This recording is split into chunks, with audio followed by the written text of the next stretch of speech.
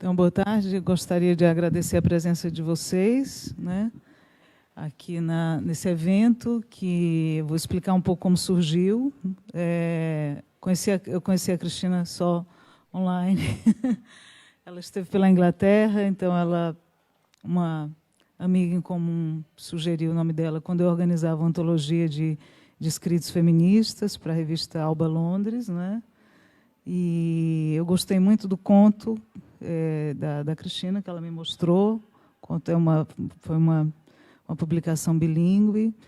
Temos aqui um vídeo também com uma parte desse conto, e houve uma afinidade, começamos a trocar coisas, né? Depois eu montei uma revista recentemente, que é essa revista que vocês veem aqui no link, a revista Teodora. A primeira edição da Teodora saiu agora em abril, e eu convidei a Cristina para o conselho editorial, porque a proposta da revista é poesia e prosa, né? A Cristina escreve essencialmente prosa, e então é uma revista que ela também traz outras plataformas, vídeo, depois vou ampliar mais, poesia sonora, né? Então, revista de literatura e artes visuais. Convidei vários artistas para participarem desse projeto, e fiz todo o projeto gráfico da revista.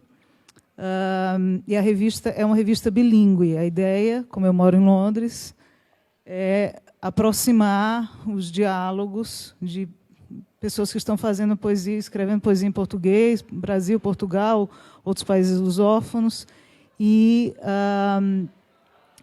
pessoas que estão não só na Inglaterra, mas outros poetas brasileiros que estão pela Europa, ou gente escrevendo. Então, a proposta de tradução, de troca, né, entre Europa e Portugal, Brasil, outros países. Vou ampliar para colocar mais coisas aí da América Latina. Então, essencialmente, as traduções que tem nesse primeiro número, inglês e português, mas há trânsito com outras línguas também. Tem uma tradução de um conto do João Gilberto Noldo, italiano, pela Jéssica Falcone, que é uma italiana que morou um tempo em Portugal. Então, a proposta é fazer esse diálogo, uma proposta nova, original, né, de uma revista que será lançada 2 vezes por ano. Então, estou juntando aí algum material para o próximo número, que deveria sair em setembro, mas talvez atrase um pouco. E a Cristina tem um conto dela nessa edição. Ela faz parte do conselho para trazer outros autores, outros escritores, né, para a revista Teodora. Outra proposta da revista é uma revista que mescla diversidades, né? Então, tem espaço para um discurso feminista, tem espaço para as masculinidades, para as diversidades sexuais, diversas identidades culturais, geográficas. Então, ela é uma revista que transita por várias, que agrega, né, que vários espaços aí. Você quer dizer alguma coisa? Bom, boa tarde a todos. É um prazer estar aqui. Eu queria dizer para a Virna aqui, obrigada pelo convite, né, de estar aqui nesse espaço hoje, dividindo com você essa tarde. Para mim é muito importante participar também da Teodora.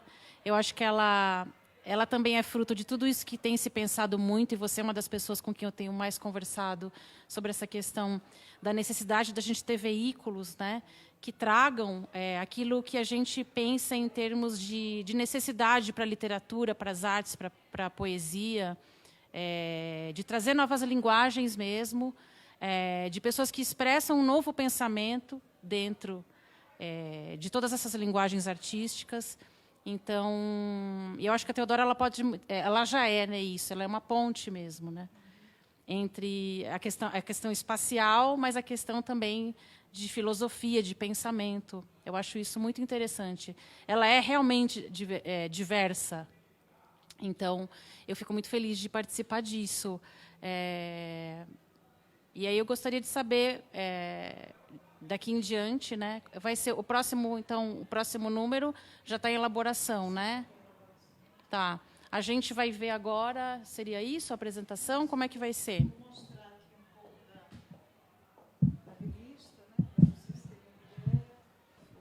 Obrigada. O Ramon Peralta é um artista mexicano que mora em Lisboa. Ele que fez a identidade visual da revista, né? Então, tem um índice aqui que você é a Tarané, uma artista iraniana que mora em Boston. Ela já tinha colaborado com outro projeto, o projeto da revista Alba, fez uma capa muito bonita para a revista. O Vitorino Coragem, que é um fotógrafo português, que fotografa muitos poetas e artistas portugueses, né?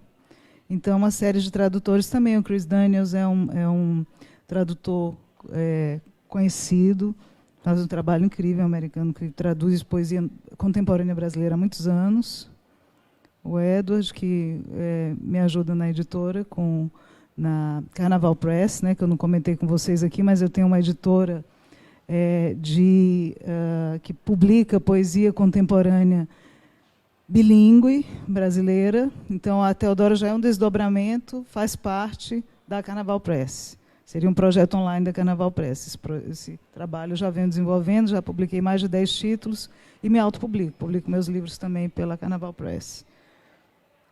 Francisco Vilhena, um tradutor que mora em Londres, colabora com várias revistas literárias importantes da Inglaterra, como a Granta. O Ivan Justin Santana, um tradutor curitibano, que já fez bastante coisa. Por aí a Jéssica Falcone, que publicou um livro do João Gilberto Nó, na Itália. Tivemos um poeta palestino, a tradução saiu também do árabe para o inglês, e esse é o tradutor do Dawan. Rafa Lombardino, que traduziu o conto da Cristina Judá, uma tradutora que mora nos Estados Unidos, tem feito bastante coisa também. O Ricardo Marques é um tradutor português, tem feito muita coisa em Portugal, traduzido autores. Ele colaborou com a tradução da Patti Smith. O Tiago Ponce de Moraes, que alguns devem conhecer aqui. Eu estou como tradutora também. William Howe é um poeta inglês que traduziu muita coisa de poesia latino-americana. E também você tem aqui a seção de poesia. Então, tem poemas da Adelaide Van Nova. Eu vou passando as páginas só para vocês terem uma ideia de como cada página é customizada. Essa é uma colagem do Ricardo Marques, chama Alpha Female. São os poemas feministas da Adelaide. André Tecedeiro é um poeta e artista trans que vive em Portugal. Então, tem gente bem espalhada. O Eduardo Jorge, um cearense que ensina literatura portuguesa brasileira na Universidade de Zurique, é fotógrafo também, então tem esses trabalhos bem interessantes com a imagem. O texto dele tem muito a ver com fotografia. Quem mais aqui? Horácio Costa, que foi traduzido pelo Chris Daniels, que é um trabalho do livro dele, da Áurea Vez de Candy Darling. É um livro bem queer, muito interessante. São 5 poemas do Horácio. Jéssica Pujol é a editora dessa revista Alba Londres. É uma moça que mora uma catalã que morou bastante tempo em Londres, está agora no Chile. Uma poesia bem minimalista, muito interessante. Então, fizemos aqui uma tradução dupla com o William Howe, traduziu do espanhol, eu traduzi para o português. Julieta Ranono é uma artista argentina, radicada em Paris, que tem esse trabalho incrível, porque esse trabalho dela aqui, Truê, é de 2017. Então, ela fala de coisas de violência política e de gênero que ela experimentou na Argentina anos atrás, né? O trabalho dela é muito em cima de memória e trauma, que são bastante contemporâneos. E esse é o primeiro livro dela de poemas. Então, ela fala muito das experiências de violência política que ela sofreu na Argentina quando ela foi embora, né? Mas também de memórias ligadas à infância dela em Buenos Aires, os bairros de imigrantes e coisas bem bonito o trabalho dela com memória. A Julieta eu acabei de publicar pela Carnaval Press. Ela escreve em inglês em espanhol e francês. Eu traduzi para português e inglês porque são bem pequenos os poemas. Então é um livro que se chama Um Carro Passa, né, que é... Deixa eu ver aqui o poema, só para vocês terem uma ideia do quanto é esse aqui. Esse poema ela escreveu há mais de 2 anos, né? E é muito visionário da Marielle, né? Então tem alguns trabalhos visuais dela aqui. Aqui é da rua, em Rosário. Enfim. Marcos Prado é um poeta, então você já entra numa questão assim da masculinidade, né, da irmandade, do bar, todas essas questões assim, dos homens bebendo no bar. Essa foto é uma foto do Vitorino, Coragem, traduzido pelo Ivan Justo em Santana. Foi um poeta que morreu muito cedo, com os problemas de cirrose alcoólica, né? É bem interessante, ele tem um humor também. Que o poeta palestino, que eu falei. Então, sempre publico a língua original. Uma tradução da Patti Smith, pelo Ricardo Marques. Aqui também um poema bem queer, do Ricardo Thiago Moura, que é um português. Rob Halpern é um poeta muito interessante, um poeta norte-americano que fala da sexualidade gay, umas imagens de michês, assim, uma coisa bem sexual, mas bem interessante também, bem dentro da questão da relação de dinheiro com o corpo.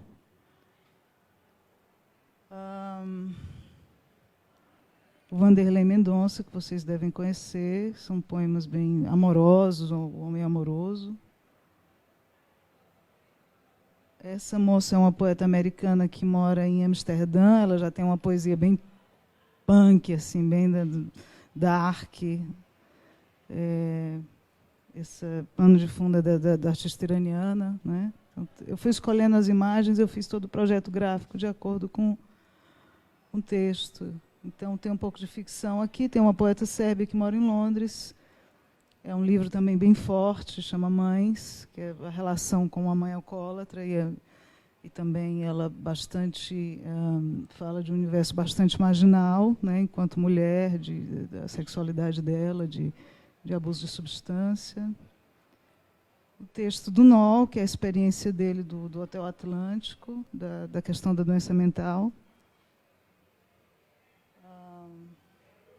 A Sônia, que é outra coisa, é uma escrita bem orgânica, esse trabalho que eu falei da Júlia Panadès, que ela desenvolveu para a escrita. É uma escrita um pouco teatral, ela faz muita coisa com teatro em Portugal. Então, é uma escrita bem bonita, assim, bem afetiva, né? Bem forte. A Cristina... O conto dela, Quarto 106. Então, tudo traduzido. Tem um ensaio meu sobre o Paul Preciado, Texto Junk, que é uma reflexão sobre biopolítica. Isso é um ensaio até que eu analiso algumas questões assim, médicas mesmo, dentro do discurso médico, né? Aqui um videopoema, que é uma coisa que eu pretendo expandir. Tem um trabalho da Adriana Zaparoli, chamado Amor de Abutre, que é um trabalho também bem interessante, assim, bem... um vídeo da Cristina, que eu vou mostrar daqui a pouco, e um videopoema meu. Eu tenho trabalhado com outras plataformas, inclusive vídeo. Essa sessão textual e visual, a proposta aqui foi mesclar algumas coisas, né? Tem essa artista portuguesa que faz uma um trabalho mais feminista. Esse poeta é um poeta inglês que trabalha muito com a questão das working classes. Ele faz poemas, que ele faz colagens do jornal. É bem interessante o trabalho dele, bem irônico com a fala do bispo de Canterbury, fala um pouco às vezes de celebridade, de família real e tal. E eu fiz essa tradução uma coisa visual que ficou como... Então ele recorta e faz esse trabalho. É um poeta bem interessante.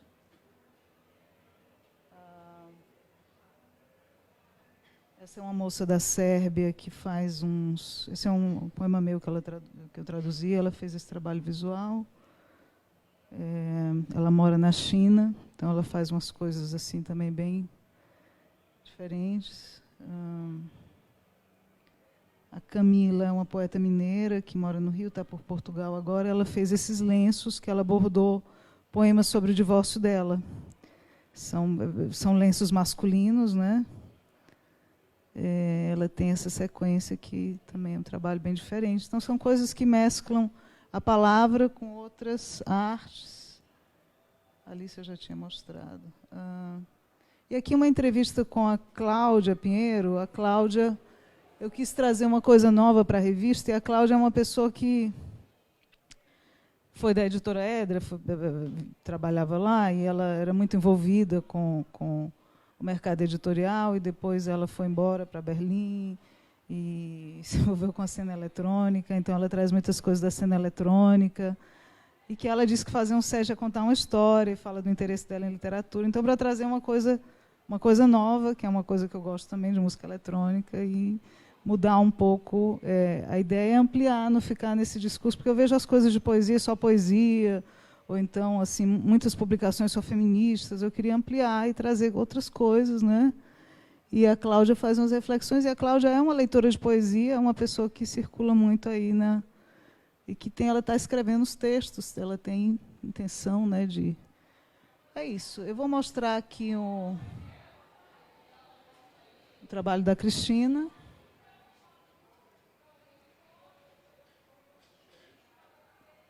Sim, obrigada. Então, vocês podem encontrar um pouco da biografia de todos os autores nas páginas. Não, esse é direto, é o site. Posso?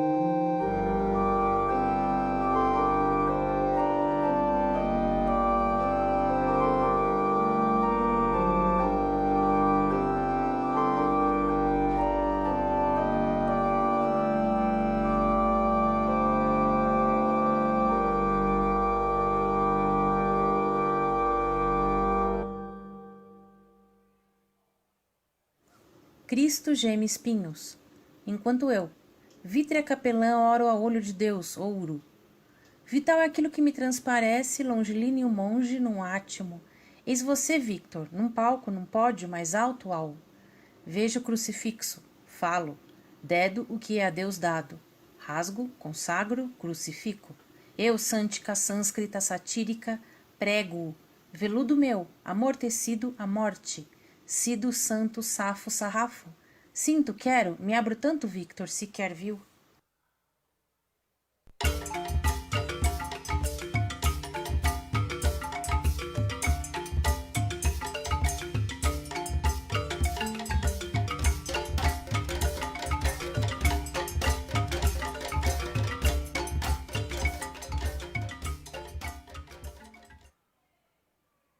O Victor me viu pela primeira vez pixelada atrás das grades em aroma dulcíssimo.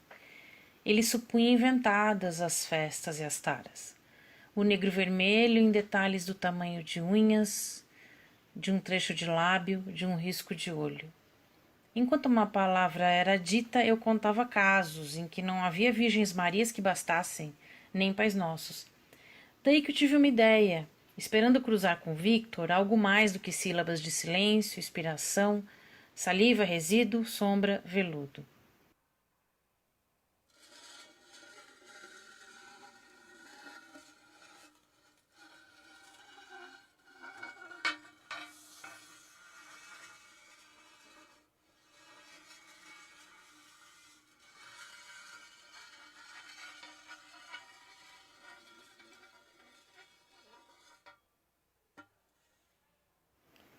Eu desliguei o fone, já pensando em como seria minha mise-en-scène, e corri para a igreja. Eu não perderia a missa das 6 por nada desse mundo.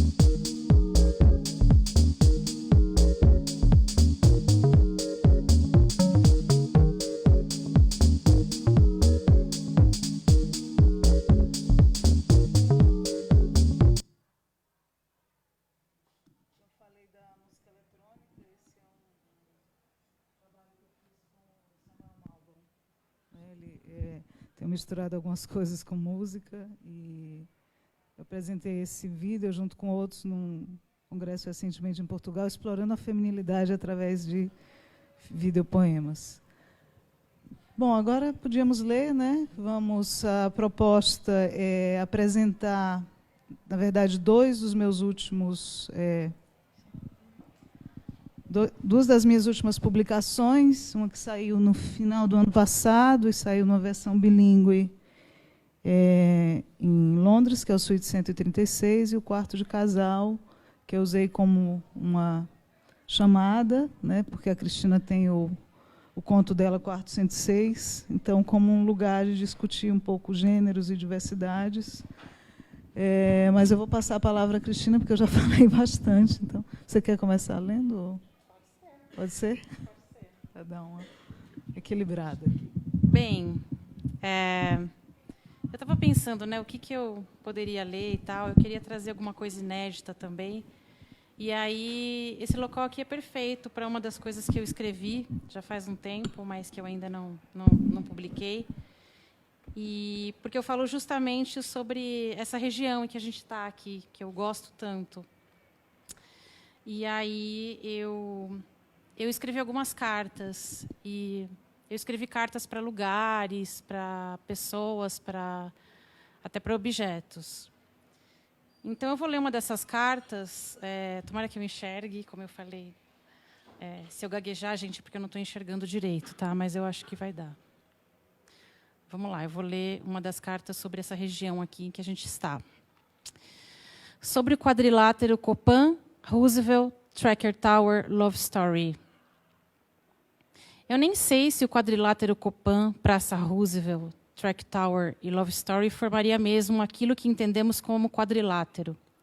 Só sei que, nele, cabe direitinho um coração sem pontas. Eu andava por ali porque queria mesmo descobrir aonde o meu coração podia chegar. Percorri aqueles limites territoriais como quem esmiuça a palma de uma mão a fim de descobrir certezas que só uma cigana mentiria. Eu pisava aquele chão com solas milenares, enquanto indagava por onde andaria um ou outro ser por quem eu havia me apaixonado nos últimos 5 minutos, na intensidade secular dos amores que acabam de nascer. Uma contradição ou falácia humana que nos torna felizes e corrompidos, mas a quem nos curvamos sempre como na primeira vez, mesmo que esta seja a milésima delas. Trouxa e autoenganada, olhei por janelas e tomei expressos em xícaras esterilizadas. Passeei por botecos em que salgado mais pingado saem por apenas R$ 4,50.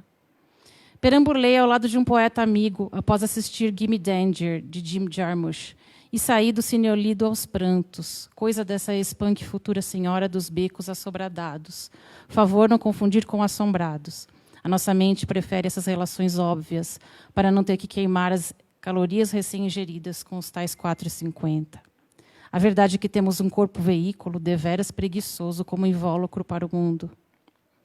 O Copan é a nossa cidade colmeia. A Roosevelt, um corpo desfigurado após um sem número de intervenções cirúrgicas mal-sucedidas. A Tracker Tower, um túmulo de festas memoráveis que visitam o presente de vez em quando. A Love Story continua sendo, segundo o slogan oficial e o meu entendimento, a casa de todas as casas. Numa das expedições ao quadrilátero, meu amigo me disse que eu era daimônica. Na época, eu não sabia o que isso significava, mas tive o maior orgulho diante de tal revelação. Imaginei algo entre demônia e mnemônica, numa fusão muito bem-vinda e de bonita sonoridade. Quanto à questão imagética, flutuaram à minha mente uma infinidade de figuras de cavernas, estalactites, túneis, chifres, rabos e dentes afiados. Eu, que sempre me vi como uma deusa Kali dos trópicos, vesti a palavra, que se ajustou a mim como uma segunda pele. Eu sinto esse quadrilátero como um dos centros de força mais potentes da cidade. Ali é como se a arquitetura representasse com perfeição a mestiçagem literária que eu tanto busco. Puteiro é também casa noturna e também onde se janta.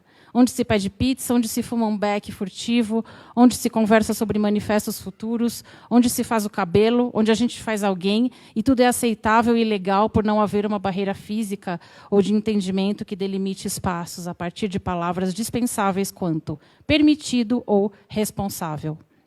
As vidas que as pessoas morrem, os pássaros que as pessoas cantam, os rápidos que elas emanam, tudo isso faz sentido nesse território de fertilidade surpreendentes, nesta zona em que todas as zonas coexistem em igualdade de direitos e de visibilidade. Esta região da cidade abriga este meu coração sem pontas, repercute a batida do meu peito e é por isso que eu a amo tanto.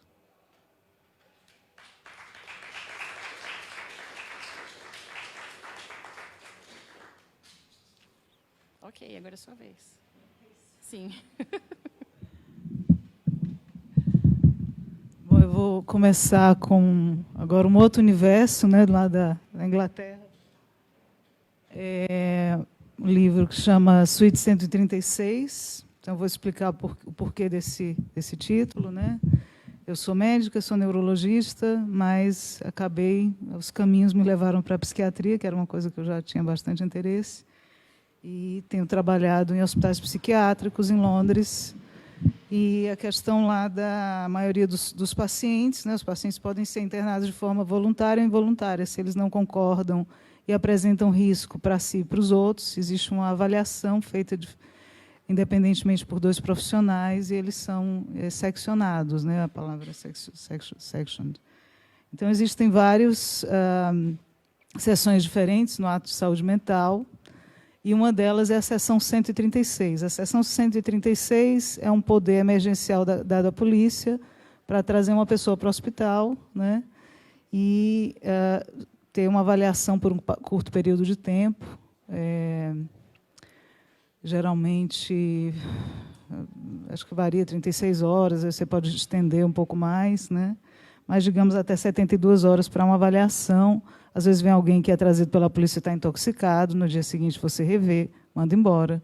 Obviamente, às vezes você propõe, olha, você precisa ficar, e a pessoa está muito psicótica, não quer, entende? Então, a partir daí, ou vão para casa ou vão ficar no hospital, né? Nem todos os pacientes chegam pela seção 136, muitos, às vezes, já são vistos na própria emergência, ou são internados involuntariamente, depois querem ir embora e não estão bem, então vem. Tem várias situações. A maioria dos pacientes é internado pela seção 2, que são 28 dias para avaliação e tratamento, até 28 dias, podendo sair mais cedo, depende, né? A seção 3, que são até 6 meses, isso pode ser renovado, alguns pacientes ficam mais de 1 ano, então já vi vários tipos de situação. Na seção 136, esse poder emergencial da polícia pode ser, você pode deter uma pessoa em casa, o policial fica lá, né, e vem alguém do Home Treatment Team para ver essa pessoa. Pode ser em vários lugares. E um deles é o lugar, chama-se, alguns hospitais psiquiátricos têm um lugar chamado Place of Safety, o Suíte 136, que é um local onde a polícia traz, não tem para onde levar a pessoa, às vezes é um imigrante, está na rua e tal, é homeless, e traz para o Place of Safety, né, para a 136 Suite. E quando eu faço plantões e tal, às vezes eu sou chamada para ver alguém na Suíte 136. Então, eu coloquei o nome desse livro, Os Poemas Não Têm Título, como esse lugar, um lugar de confinamento, porque todas essas experiências aqui que eu narro nesse livro, né, que é uma espécie de uma mescla de poesia e prosa, são pessoas que estão seccionadas, que não concordam com sua internação. Então, é uma proposta meio de um documentário, um pequeno documentário de situações diferentes, de pacientes diversos, como eles se sentem perante essa experiência, né? Onde eles se referem direto ou indiretamente a ela. Então, às vezes, é uma provocação a você, às vezes tem um embate direto de algum paciente, né? Tem uma pessoa que o paciente fala, doutora, você parece uma paciente. Por causa, às vezes, do meu estilo de vestir. Então, pode ser uma agressão, pode ser uma empatia, né?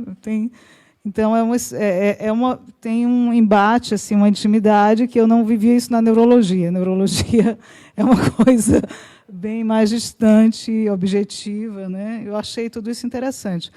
E a primeira experiência que me levou a escrever esse livro foi uma experiência com um paciente esquizofrênico, e eu percebi a linguagem muito interessante como poeta de vários esquizofrênicos, uma linguagem muito estranha, bonita, assim. E ele tinha um sobrenome, Gabriel, e ele achava que ele era um anjo, né? Então, na entrevista psiquiátrica, ele dizia para o consultant, ele dizia, if you told me you were an angel, I wouldn't judge you. Então, eu vou começar com esse poema. Era um homem nigeriano, tem muitos imigrantes nas enfermarias lá, e tem uma coisa muito interessante, que é uma prevalência muito alta de esquizofrenias em afro-caribenhos, não é? Assim, chega a ser 6, 7 vezes, não só de primeira geração, mas ainda de segunda, e que isso não é a mesma prevalência de esquizofrenia no Caribe. Então, tem uma questão ambiental, uma questão cultural muito forte, né? E tem muitos pacientes afro, black British, né? E também muitos outros imigrantes. As enfermarias, basicamente, você vai ter britânicos mesmo, uns 25%, eu diria, né? Já peguei paciente brasileira, tem um paciente que eu depois vou comentar, então vou começar esse poema. Esse homem, ele tinha uma forma de falar muito assim, ele tinha uma voz muito bonita, um músico, e ele falava de forma muito calma, mas ele fazia o ponto dele assim, né? Bom, eu vou ler em inglês esse poema, já que é o primeiro, porque esse livro eu escrevi em inglês, depois eu traduzi, eu fiz uma coisa que era realmente um embate, né, com a língua. O Barry, que é um escocês amigo aqui, que espero que meu acento esteja... If you told me you were an angel, I wouldn't judge you. An angel is a sort of innocent. I'm an individual, I'm not a typical person. So the dose of the medication shouldn't be typical. It is affecting my angel's rights, My naivety is being abused. In reality, I was diagnosed with demoralization and uselessness. The illness is no longer there. Unlike this induced state, I am blissful. Thinking has helped my mental state, and I believe that talking is the way to solve things. Se você me dissesse que você era um anjo, eu não julgaria você. Um anjo é uma espécie de inocente. Eu sou um indivíduo, eu não sou uma pessoa típica, então a dose da medicação não devia ser típica. Está afetando meus direitos de anjo, a minha inocência está sendo abusada. Na realidade, eu fui diagnosticado com desmoralização e inutilidade. A doença já era. Diferentemente deste estado induzido, eu sou uma pessoa bem-aventurada. Pensar tem ajudado o meu estado mental e eu acredito que falar é a forma de resolver as coisas.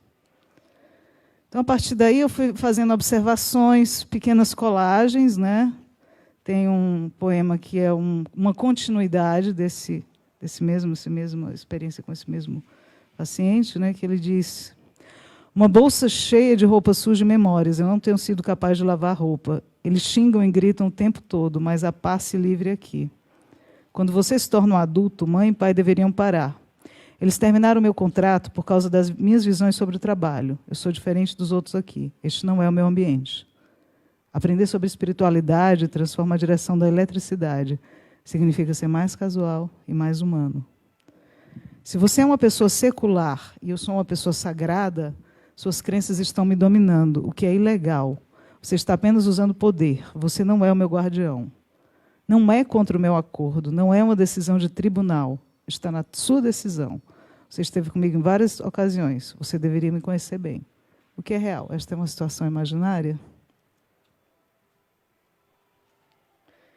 Então, tem várias situações assim. Tem coisas que eu assim, tem a minha percepção, obviamente, né?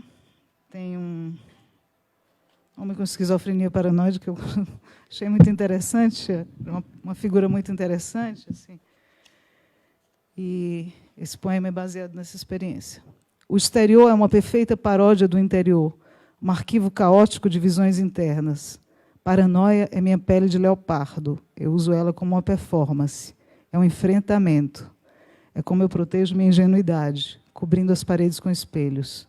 Elas iluminam e ampliam as tuas mentiras. É esplendoroso. Deus é maior que tudo isso.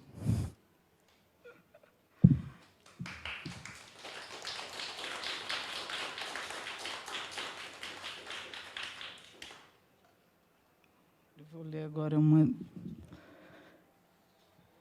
Essa é uma voz de uma mulher, né?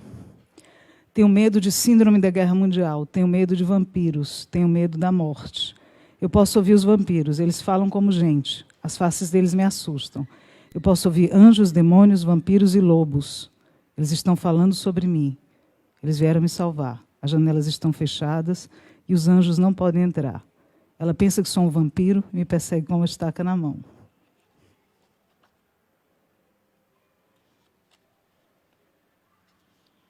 Tem mais um.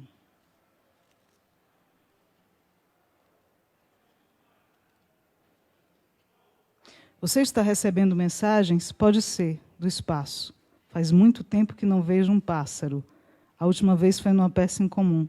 O que aconteceu com a British Airways? Pode me dar uma semaninha, por favor? Não fiz nada de medonho. Aqui tem uma interação, né? São dois poemas. Eu vou ler o primeiro, que é um poema assim, de uma experiência com uma brasileira. E foi muito curioso, porque foi uma das pacientes que eu tive mais dificuldade de estabelecer um diálogo, né? Foi muito curiosa a experiência. Entrevistando uma moça de Guarulhos que esteve na prisão de Holloway, acusada de tráfico de drogas. Agora admitida com um episódio psicótico, o ex-marido deportado de volta à Itália 3 anos atrás. Então ela diz que encontrou alguém para sustentá-la, outro, múltiplos do mesmo tipo, seduzidos pelo seu charme de pequena mulata. Seu novo amante vem visitá-la diariamente. Ele traz papaya, ele está chateado. Ela pensava que ele queria matá-la para roubar seus órgãos. Mas Maria agora está vendo anjos, desconfiada, dentro do quarto rezando. Latina Ave Maria. Maria de Los Angeles, ilegal. Um visto vencido, um patrocinador vencido, um padrinho em algum lugar, um bilhete no nome de outra pessoa. Internada, recusando medicação, trancada no quarto. Uma barreira de linguagem entrevistar Maria, barricada na minha língua mãe, numa enfermaria cheia de imigrantes. Maria não acredita que está psicótica. Ela se queixa de sintomas somáticos. Ela pensa que seu corpo está infestado por vermes tropicais. Ela pensa que tem esquistossomose. Ela pensa que tem ascaridíase. Ela pensa que tem cisticercose. Seus exames foram todos normais. Maria está longe do Brasil há muitos anos. Ainda assim tem certeza que seu corpo está infectado. Ela quer ir para Guarulhos ser tratada. Ela vai voltar curada. Um anjo contou para ela. Um sonho com uma mulher feita de pedra, de mãos dadas com uma criança. Obrigada. E aí, para terminar essa sequência, eu vou ler um pouco mais, que eu acho um pouco engraçado, né? Vou ler em inglês, porque tinha o tom. My mind is mathematical, my body is electronic. Your body language tells me you're from São Paulo. Doctor, you look like a patient. I've never been to Brazil, I've been to Suriname. My father was from Burma, my mother was Anglo-Indian. I fell in love only once in 1984. He's on the phone directory. He thought I was going out with a ginger-haired man. Now you can interview me. I can pretend I am Brazilian. I can be Gisele Bündchen. I failed as a model once. I can't remember running naked. It was the first time that policemen were nasty to me. That never happened before. How come I am so tall and you're so small? I'm elated, I told you. I'm allergic to lithium. Minha mente é matemática, meu corpo é eletrônico. Sua linguagem corporal me diz que você é de São Paulo. Doutora, você parece uma paciente. Eu nunca fui ao Brasil, eu fui ao Suriname. Meu pai era de Burma, minha mãe era anglo-indiana. Só me apaixonei uma vez em 1984. Ele está na lista telefônica. Ele pensou que eu estava saindo com um homem de cabelo gengibre. Agora você pode me entrevistar. Eu posso fingir que sou brasileira. Eu posso ser Gisele Bündchen. Eu fracassei como modelo uma vez. Eu me lembro de correr pelada. Foi a primeira vez que os policiais foram malvados comigo. Isso nunca aconteceu antes. Por que eu sou tão alta e você é tão baixa? Estou exaltada. Eu avisei que era alérgica a lítio.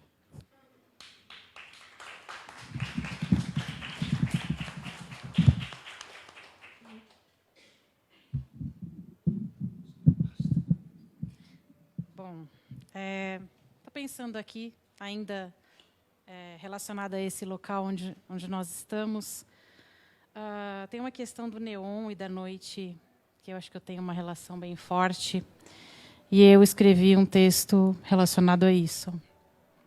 Ao neon que me habita, você faz zzz, bem baixinho, brilha e me faz brilhar. É uma entidade inventada pelos homens, pouco valorizada, reconheço aqui.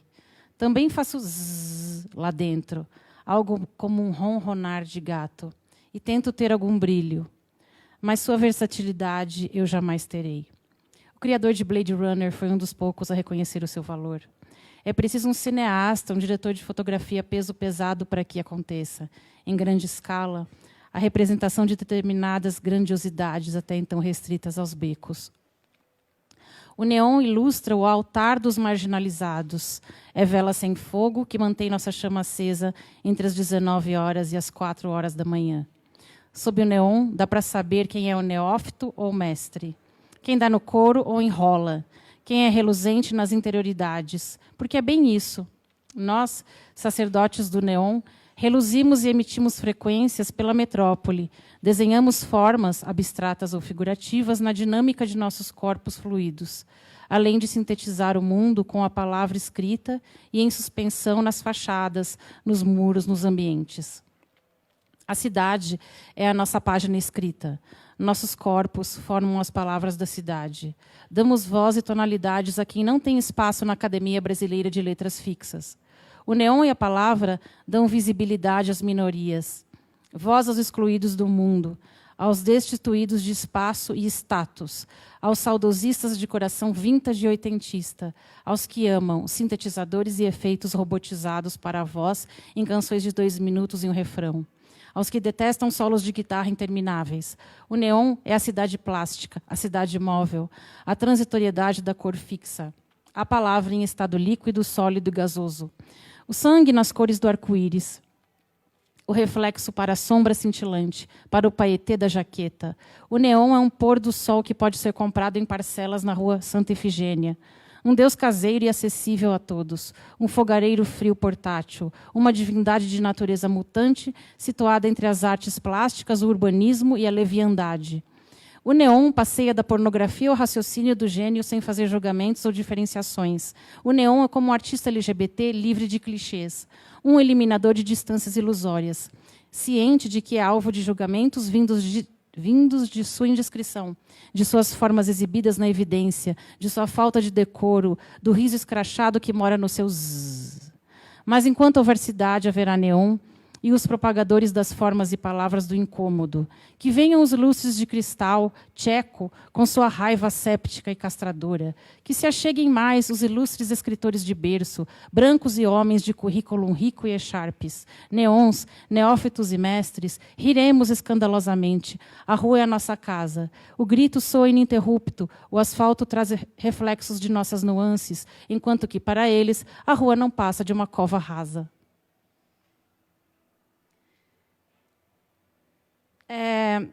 Eu estou escrevendo um romance. Eu vou ler um trechinho também desse novo livro.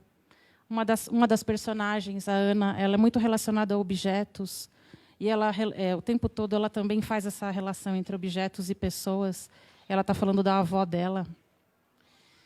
Os relógios de cuco e de badalada são fantasmagóricos. Diz a lenda que há espíritos dentro deles. Quanto mais antigos, mais fantasmas eles contêm, atraídos pelo som que, para as almas sem corpo, funciona como uma espécie de farol. Minha avó era antiga quando parou de funcionar. Cada dia era uma peça dela que se quebrava. Espíritos a habitavam também. Ela era oca e proferia sons de hora em hora. Repetia as palavras, suas próprias badaladas. Um dia ela foi pessoa, mas agora era um objeto frio, duro e encostado na parede. Nos fazia lembrar das obrigações em relação à vida, como os relógios. E parou de vez quando ponteiros deixaram de girar. É muito estranho imaginar que uma pessoa-relógio um dia foi pessoa-pessoa. Era o que minha mãe dizia sobre o seu passado, embora eu não acreditasse muito. Talvez para me convencer disso, ela me chamou de canto e me deu um broche antigo em formato de coroa. Ela o havia ganhado há muitos anos de minha avó, pessoa. Aceitei o presente com um sorriso, imaginando quanto tempo passaria até que minha mãe também se tornasse uma mãe relógio, e até que eu mesma me tornasse uma mulher velha relógio. Mas antes disso, eu ainda teria que seguir a ordem das coisas, respeitar as obrigações vinculadas à passagem do tempo e ter uma filha menina que herdasse o broche de tradição-maldição familiar. Mas eu era muito jovem e nem sabia se um dia ia gerar o que quer que fosse dentro de mim. Um ser que tivesse meu corpo como cativeiro, mesmo que fosse por apenas um tempo.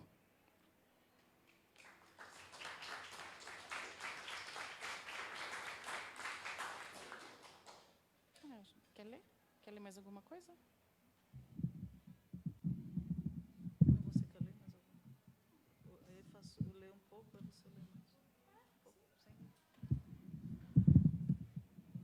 Vou ler um pouco sobre esse livrinho, não é, que seria o lançamento hoje. É uma plaquete. Eu gosto, às vezes, de publicar pequenos projetos em formatos menores. O nome é O Quarto de Casal. E a ideia aqui são poemas em prosa, onde eu abordo questões ligadas às tensões entre os gêneros, né, e as masculinidades frágeis também, mas defensivas. Eu queria dar um pouco de voz a isso. Então, eu vou começar com esse poema que se chama All the Time. Quase lá, a água subindo e descendo em volta da escultura de Gormley. Uma garota raivosa brigando no encontro. Conte, como você regula suas emoções como o nível da água? Como você navega por estrangeiras rotas aquáticas? Uma taça de vinho para administrar os sentimentos. A defesa dela mascarada pela ebulição. A raiva como mecanismo de evitação. A menção de amor levantando nele medos de sufocamento. Não seja tão desconfiada. O que não é tratado pode ser mal interpretado. Você não pode segurar mais agora que o dique foi de repente aberto. Veja, está transbordando.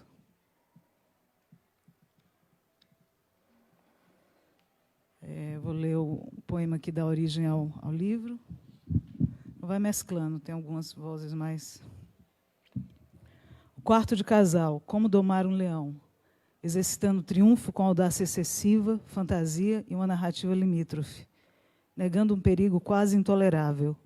Neste sonho ela se perdeu no escuro, bêbada, pisando sobre corpos nus. As violações não foram imediatamente percebidas como traumáticas. Então ela perdeu toda a bondade. Ela estava reencenando, de vítima dominadora, furiosa, livre de contenção. Rasgando sua meia calça, curando-se selvagemmente, batendo, acalmando-se, pedindo contenção. Impotência transformada em raiva, protegendo ela, protegendo sua mágoa, purificando, enquanto Carmen Miranda sorria e acenava para ela contra um céu em chamas. Então, tem poemas que lidam muito com a questão da raiva, tem um pouco, às vezes, de abuso de substância, de coisas assim. Então, são poemas que lidam com dificuldades interpessoais, às vezes um pouco do universo ali dos distúrbios de personalidade também, né? Mas que vou passar para você ler alguma coisa já. Vou fazer agora pausas mais curtas, né? São poemas bem intensos. Okay. Bom, eu vou ler um trecho do meu romance 8 do 7. Ele trabalha com uma série de temáticas atuais e uma delas é a questão da sexualidade, do exercício da sexualidade, da liberdade para isso. E até da questão mesmo de refletir sobre algumas posturas que são muito, às vezes, fechadas ou fixas, mesmo entre pessoas que se consideram liberais e tal. Eu quis trabalhar um pouco com isso nesse livro, questionar algumas posturas, algumas condutas.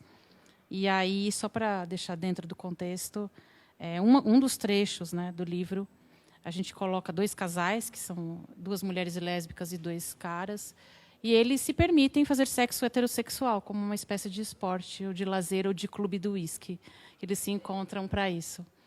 E aí eu vou ler um dos trechos, o que uma das personagens pensa, né, e como ela se coloca dentro dessa situação que eles vivem.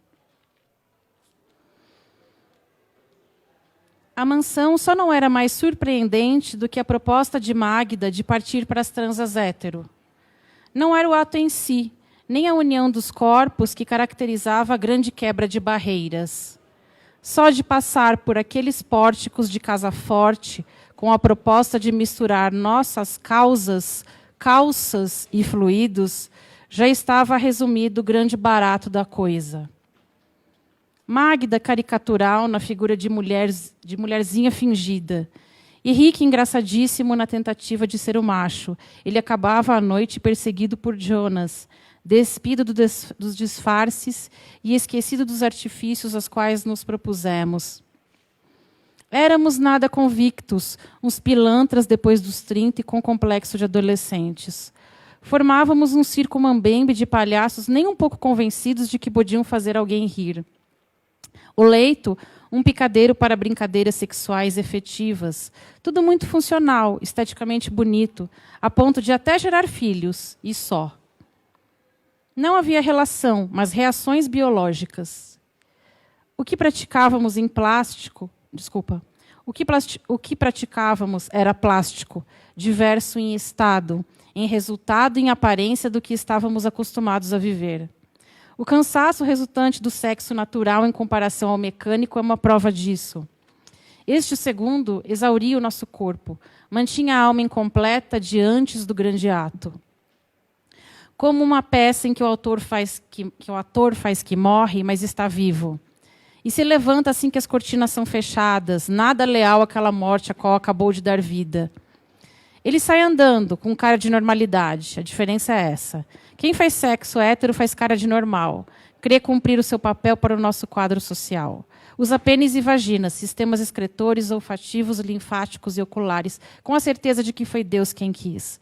Deus é quem fez assim. Dá nojo, mas colabora para a harmonia da natureza. Já mulher com mulher não pode gozar, porque é outro tipo de gozo. não pela quantidade de orgasmos múltiplos infinitamente maior, mas porque gozo de feminino com feminino é a marginalidade do gozo. Gozo LGBT é gozo favela, gozo cortiço. Não é gozo quarto, sala, cozinha, banheiro, hora de serviço. Deve ser menosprezado em sua essência. Gozo gay é gozo repulsivo, coisa de quem não tem etiqueta. Como se a pessoa tomasse sopa com garfo, coisa de quem corta sushi com faca. É um desajuste, um assinte. Ao casarão, íamos para contrariar essas verdades, cometendo os gozinhos mínimos dos héteros, o que fazíamos com compaixão, condescendentes dos seus prazeres poucos.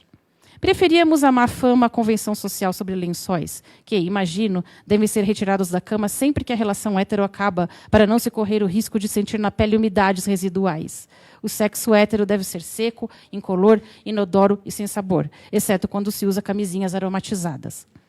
Nós 4 cruzávamos os limites da boa mesa, e no ofício de fingidores éramos péssimos. Não fazíamos prosa nem poesia. Na quebra dos gêneros sexuais, quebrávamos os limites classificatórios, estigmatizantes, exclusivistas. Desonrei minha faculdade de letras tardia, honrando todos os meus mestres de cabeça, de vulva e das línguas.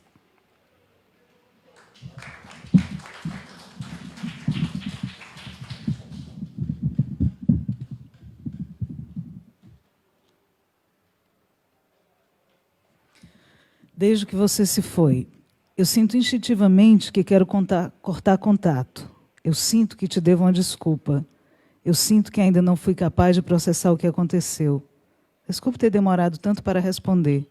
Eu imagino que tenha sido duro para você. Eu não quero machucar você. Eu espero que você esteja se recuperando. Quando você me ligou, eu estava fora numa conferência. Eu vou devolver o seu livro. Vamos nos falar, só não sei quando. Ando muito ocupado. Minha semana está tão cheia.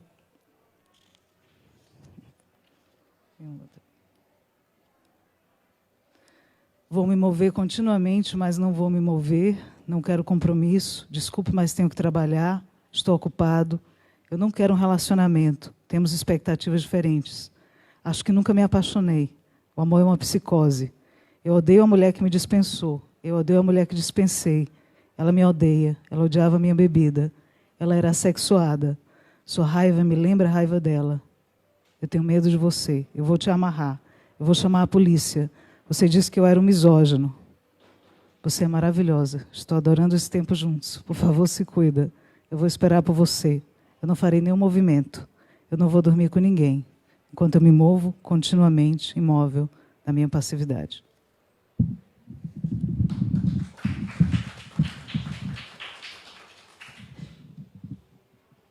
Eu vou ler mais um trecho do 8, que ainda é a mesma personagem, a Glória. Ela é uma refugiada, ela sai do Brasil, ela tenta uma vida em Roma, acontece um terremoto lá, ela vai para trabalhar como uma doméstica na casa de uma senhora, e aí ela vai falar um pouco sobre o que esse terremoto causou na vida dela, na cabeça dela, em relação a tudo que ela sente.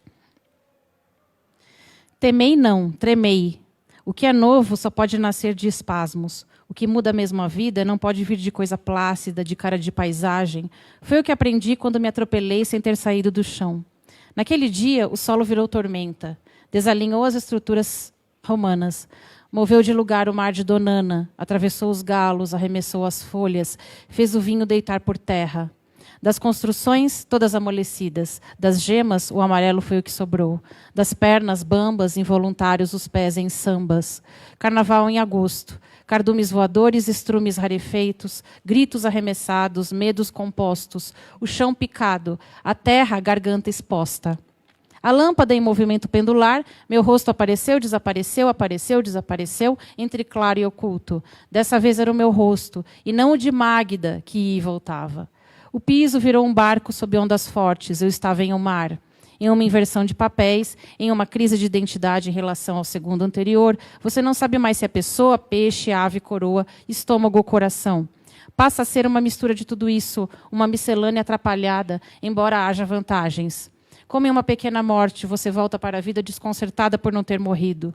Catástrofes, acreditamos, são feitas para dizimar, não para dar vida, mas elas são comandadas por gênios contrários, que amam derrubar por terra as expectativas do povo. Catástrofes dão vida até o que já está morto. Fazem o povo tomar um prumo.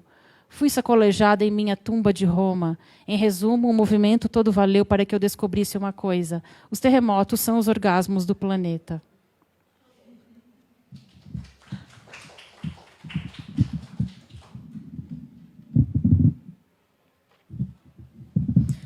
No poema, ela projetou uma visão, ela tomou um LSD, havia uma mulher dançando hipnoticamente em Amsterdã usando um vestido verde, um tom psicodélico se movendo para frente e para trás.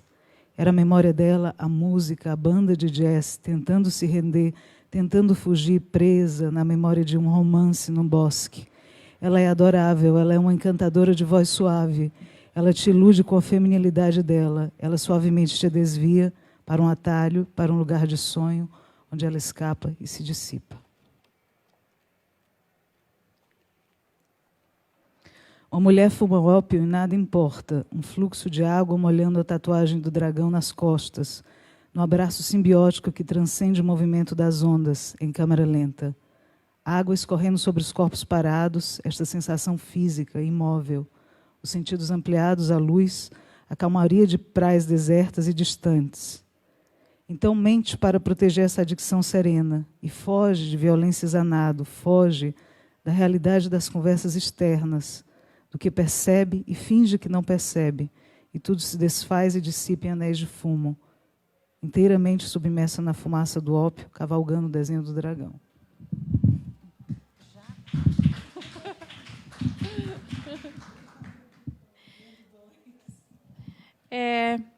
Eu escrevi um texto recentemente, um conto, que eu ainda não sei o que eu vou fazer com ele. Não é tão recente, foi ano passado. Eu quis falar sobre uma personagem que justamente está nessa questão limítrofe dos gêneros e tal.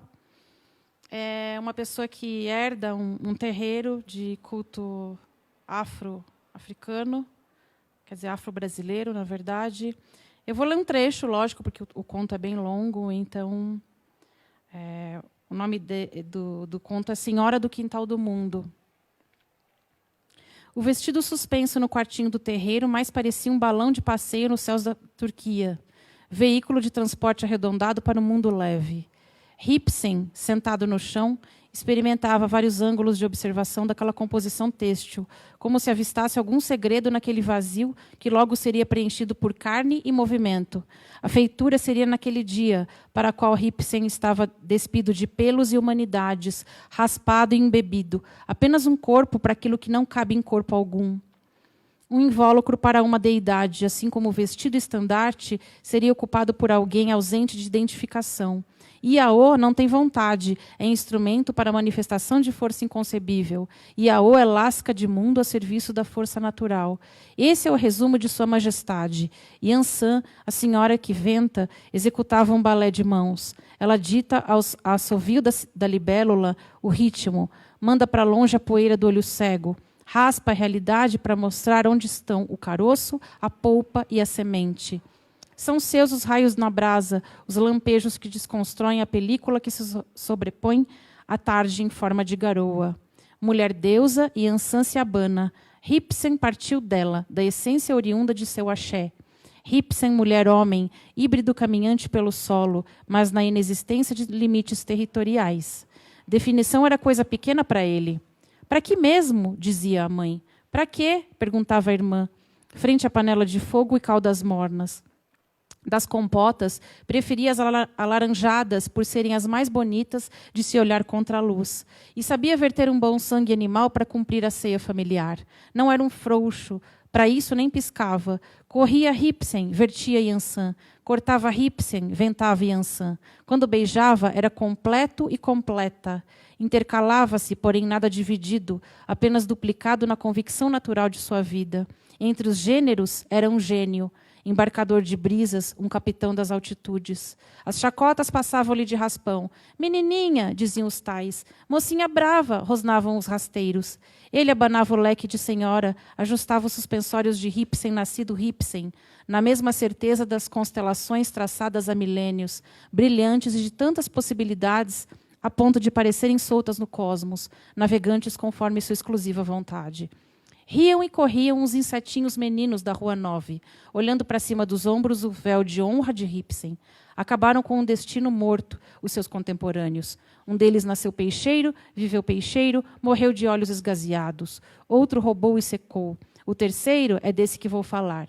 Assim que nascido, molusco de mar seco em posição fetal, levou um tanto de vela respingada na fronte, mais um tanto em cada planta de pé e em cada palma de mão. Coisa da fé de sua avó, nunca se soube até que ponto ela terminava feiticeira, onde surgia beata. De cabelo emaranhado feito alga não aguada, de pito aceso, rezadora de palavras tão comuns a Deus que era impossível distingui-las no cômodo de chamas moles e retratos vivos dos mortos. Ela emitia um miudinho murmúrio, não entendido por humano, murmúrio de subir ao céu até alcançar o santo de seu desejo. Tupiri pegou forma e voz nesse mundo de nuvem rala e chão dominante. Era um filho de cruz e de rosário, misto na herança de que havia de sacro naquelas instâncias de calor, nas distâncias da memória do planeta.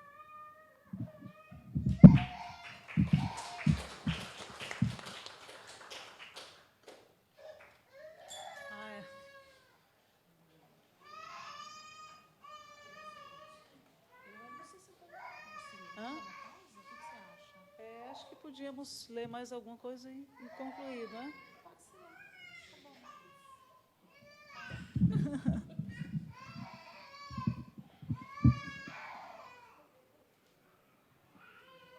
Está cansada, né?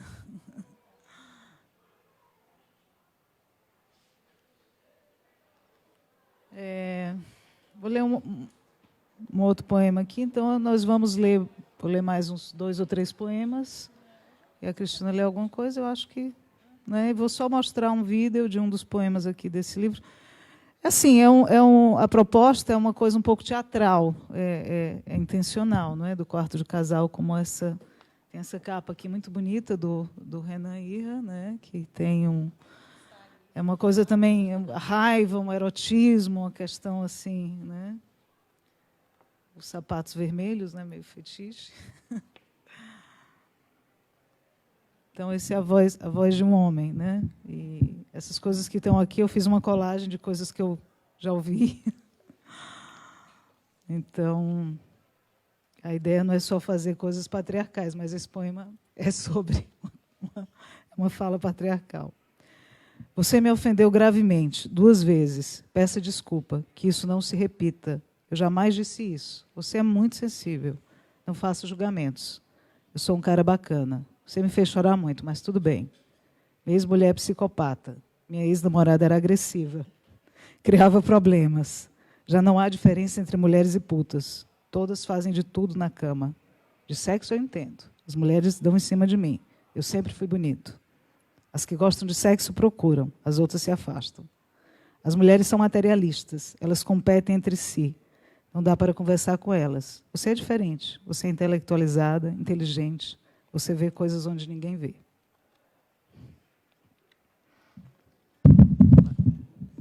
Lê um poema aqui chamado Arena. As cartas falam melhor se você aparece. Vamos olhar para o seu passado. Esta aqui representa você. Eu vejo forças, eu vejo mudanças, uma batalha, eu vejo uma viagem. Aquela é você. As cartas são difíceis de ler. Vamos tentar de novo. Embaralhe, corte. A carta do enforcado indica sofrimento. As mãos e os pés estão suculentos. É uma transformação completa de toda a sua existência. Eu tenho meu orgulho. Você virá correndo. A vida justifica nossos desejos. O que é bom num dia, não é no próximo. Que drama, Queen, como ela reage. Ela precisa ser adulada como uma criança. Ela só quer atenção. Ninguém me mima, ninguém me ama. Fique calma. O mais importante é a sua saúde. Eu não leio mãos, eu não sei. Tendência das mulheres de cartomante. Uns probleminhas. Arena 2. Que tal as mulheres paraquedistas? Que loucura pular daquele jeito. Isso machuca, mas me faz bem. Agora que me espreguicei, vou me alongar. Você é a minha melhor plateia. Se ao menos pudéssemos sair de férias, uma cartomante viu nas cartas. E agora, este imenso medo da morte. Nós estamos na mesma bolha. Eles amam pela metade. Eles se contêm. Então eu paro no meio também. Sempre tive medo de ceder.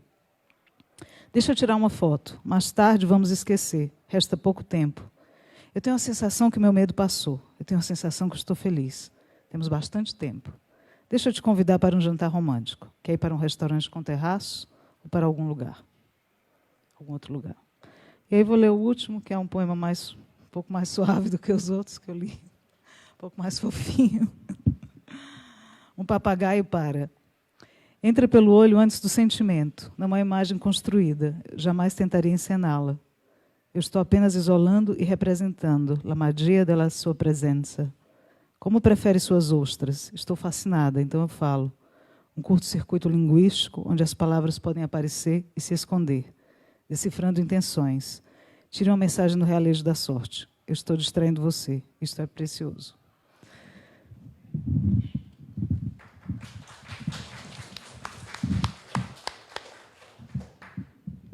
Bom, eu vou encerrar lendo um outro trecho do meu novo romance. Ele fala um pouco de mim também. Acho que eu trago um pouco da minha vivência em relação às mulheres, assim, da minha família. Eu acho que eu me inspirei muito na minha vivência para escrever isso aqui.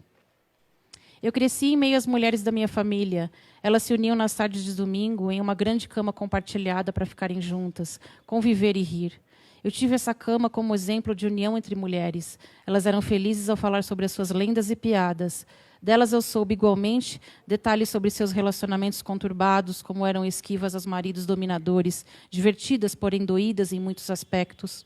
Foi difícil viver em um tempo de inocência em meio a grandes tragédias pessoais. Elas impregnam nossa carne com uma espécie de dor coletiva, compartilhada, que não vai embora, como se a cobrar uma consciência tardia, uma dor que, se não foi vivida no tempo certo, hoje deve ser honrada. Eu vi a devastação crescer não em uma, mas em duas delas. Eu vi suas carnes transformarem-se em esqueleto, terra mole e pó. E, por tempos, me senti como um expurgo das mulheres deste meu clã. Ainda as trago comigo, seus tecidos rompidos, os risos descontrolados, os disfarces. Se fracasso, a dor é ainda maior, pois fracasso por mim e por todas. Se conquisto algo, é como se eu não fizesse mais do que me era devido. Sempre carrego algo além daquilo que cabe nos meus limites, nas minhas extensões e beiradas. É impossível controlar ou alterar essa realidade e tento seguir e procurar sentido. Meu coração e alma são miscigenados e toda essa gente é a minha razão de fazer o que eu faço e o que não faço, por mais estranha que essa condição possa parecer.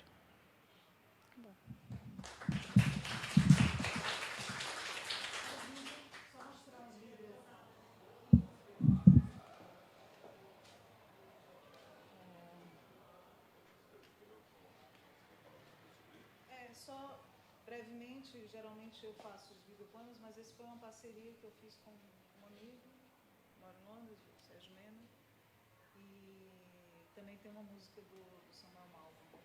Então é sobre um desses poemas que eu li da versão original.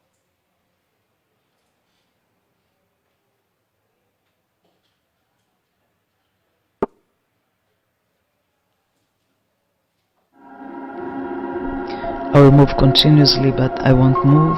I can't commit. Excuse me, but I have to work. I am busy. I don't want a relationship. We have different expectations. I've never been in love. Love is a psychosis. I hate the woman who refused me. I hate the woman I refused. She hates me. She hated my drinking. She was asexual. Your anger reminds me of her anger.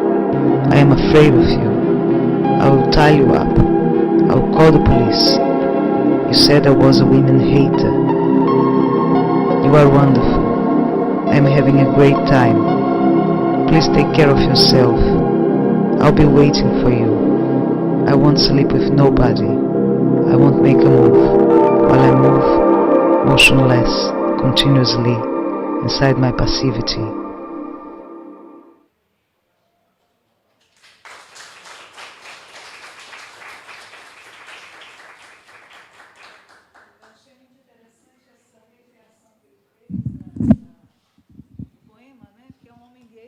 Com essas aranhas. Achei bem interessante assim, a leitura visual que ele fez de entrar no poema na voz desse homem que tem esses conflitos, né? Essa ambivalência. E foi muito interessante fazer esse trabalho. Assim. Alguém recriando algo, fazendo algo criativo em torno da sua fala, né? É isso. Obrigada por terem vindo. Tem alguns títulos da Carnaval Press, que estão aí também, outros títulos que eu trouxe, caso alguém tenha interesse, né, de autores contemporâneos brasileiros. Enfim, obrigada pela presença. Obrigada, Cristina. E agradeço ao pessoal da livraria que cedeu esse espaço, Ana Cristina Joaquim, que eu acho que não está aqui, que fez o contato. Enfim.